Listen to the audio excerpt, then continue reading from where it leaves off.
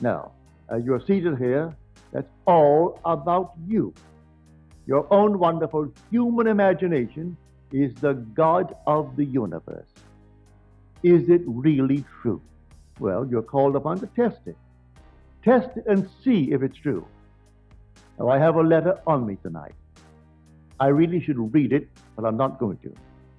I should read it just as he wrote it, but I'll tell you the contents of the letter. This gentleman hasn't been here in years. The last time I saw him was at the E-Bell. Well, you know who have been coming since the E-Bell, how long that has been. He said, I must tell you this story. It may not make sense, but I must tell it. For it's the first time that I have ever used my training according to the things that I have heard you say.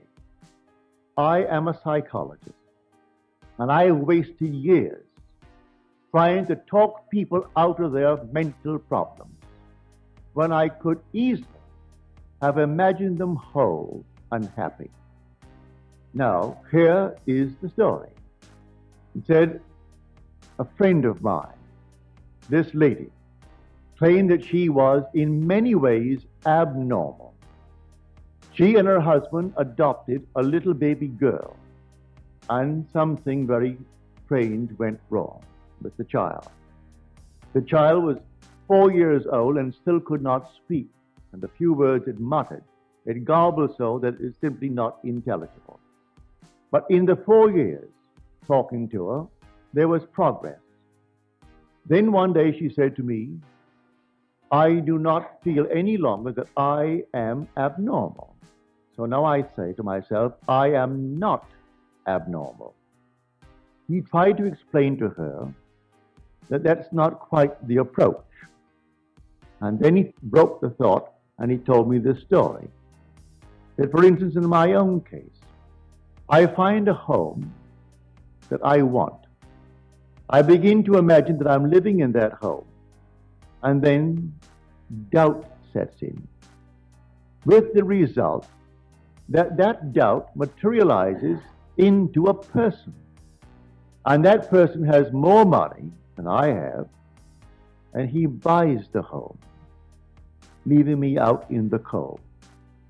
I know from that experience that every person in my world only reflects a mood in me. Everyone that I meet, whether I know them or a stranger who buys the home that I wanted. When the doubt set in, the doubt materialized into a person. I didn't know him, but he only reflects that mood of doubt in me. So he has more money and he buys the home, and I am out in the cold. So I reconstructed a sentence for this lady. And I said, no longer must you say, I am not abnormal. You must now begin to say, I am perfectly normal. She said, I do not feel that. He said, I do not care whether you feel it or not. You must begin to persuade yourself that you are perfectly normal by repeating within yourself, I am perfectly normal. The day she began it, the child went into a coma. So profound was the sleep that it was difficult to rouse her. She could not be awakened. She asked me to examine the child. I said, no, take her to a medical clinic and have them examine the child. But as she began, from his suggestion, to assume I am perfectly normal, within 24 hours, the child awoke. They made the test in the medical center and found her alert and bright. She was only the outpictured statement of that mother who adopted her. The mother began to feel, I am abnormal. So she adopts a little child, a little girl. And the girl for 4 years couldn't talk. And when she began, it was so garbled, it made no sense.